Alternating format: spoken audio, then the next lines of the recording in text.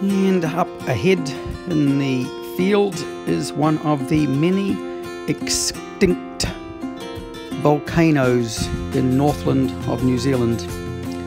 This one is called Maunga Turoto, and it is near the little township of Ohaiawai in the Bay of Islands area.